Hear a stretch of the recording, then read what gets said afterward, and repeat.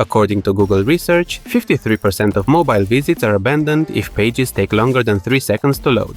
Studies estimate that every 1 second delay may reduce conversions by up to 20%, so a load time of 5 seconds will cause around 90% of your potential users to ghost you. We all know that slow sites are bad for business, so let's see what we can do about it. If you want to build fast, reliable websites, the most important thing you need to understand as a web developer is Google's Core Web Vitals. These are metrics that focus on the user experience of your website, particularly around loading performance, interactivity, and visual stability. They are also a key factor in Google Search's ranking algorithms as part of the broader page experience signals. So, naturally, we all need to have a good understanding of these metrics. First of all, largest contentful paint or LCP measures how quickly the main content becomes visible.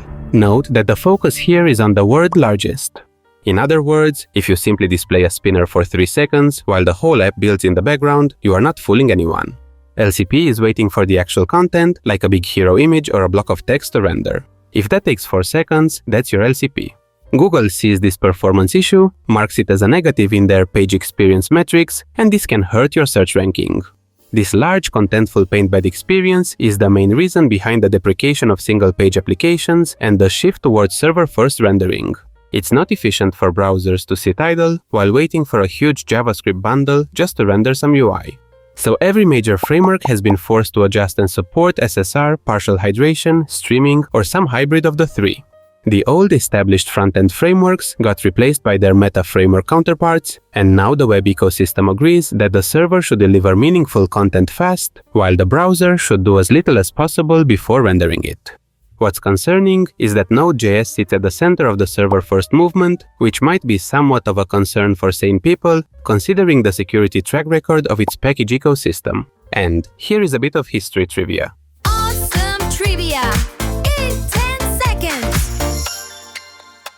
Early web pages used progressive JPEGs, where images loaded in multiple blurry passes, so basically users were watching images materialize line by line. Old browsers like Netscape made this design decision to prioritize perceived performance over the raw speed of a complete download. Even back then, they knew that people preferred seeing something immediately over waiting for a fully decoded image. Back to the video, what's really interesting is that Google provided some real-world case studies outlining the importance of improving LCP. Vodafone Italy improved its LCP by 31% and saw an 8% increase in sales. They accomplished it using some straightforward techniques we should all employ on our sites. They server-rendered critical HTML, they cut down on render-blocking JavaScript, they optimized images like the hero image, and they deferred non-essential resources. Quick side note, you guys might be more familiar with the first meaningful paint metric, but this was actually deprecated and replaced with LCP by Google. The second core web vital you need to know about is interaction to next paint or INP. Again, you might be more familiar with the older first input delay, which measured how fast your site responded to the first interaction. However, measuring just the first interaction was a bit too narrow because users don't just click once. They scroll, type, tap, open dropdowns, close modals, and navigate tabs. First input delay only cared about the first time they did something, and that metric made sense with past web architectures when most sites were bundling and serving all their JavaScript at once. So, naturally, once the JS scripts were loaded, all future interactions were smooth. However, modern server-rendered architectures rely on loading small JavaScript chunks on demand, so interactivity can vary wildly throughout the session.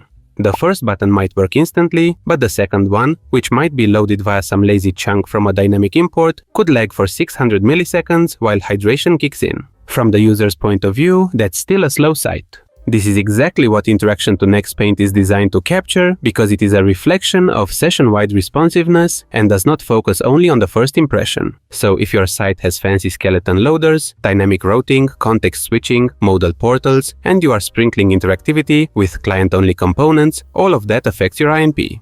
And yes, that includes unnecessary re-renders from reactive frameworks, too much state at the top level, and doing dumb work inside every effect hook. The amazing thing about web frameworks is that they give you infinite ways to shoot yourself in the foot. The third and final core web vital metric is Cumulative Layout Shift or CLS. This one measures how much visible content shifts around as the page loads. CLS happens when elements are rendered without proper size reservations or when fonts, images, or ads load late and push content around. The classic offenders are lazy loaded images without defined dimensions, dynamic injected content like cookie banners or GDPR pop-ups, or even web fonts swapping after rendering. And, while it might seem harmless, layout instability absolutely wrecks perceived quality, so Google penalizes this too. A high CLS score means the visual structure of the page is unpredictable, which is frustrating and disorienting. You are basically asking users to interact with a moving target. Fixing CLS usually comes down to a few disciplined layout practices. Always reserve space for images and embeds with width and height attributes or aspect ratio boxes. Avoid inserting new content above what's already rendered unless it's a direct user interaction, and preload your fonts to prevent flash of unstyled text shifts. So this should give you a good understanding of what are the modern standards for measuring user experience on the web. The bottom line is that performance in modern web development is tightly coupled with the architecture you are building on. These days, people are either keeping it simple, with rendering everything on the server and loading a tiny library like HTMX or Alpine.js to sprinkle interactivity when needed, or they're going full meta framework trying to squeeze every last drop of performance out of the server render and hydrate on demand model. If you found this useful, you should check out one of these videos next. Please don't forget to violently smash all the buttons YouTube is throwing at you these days, and until next time, thank you for watching.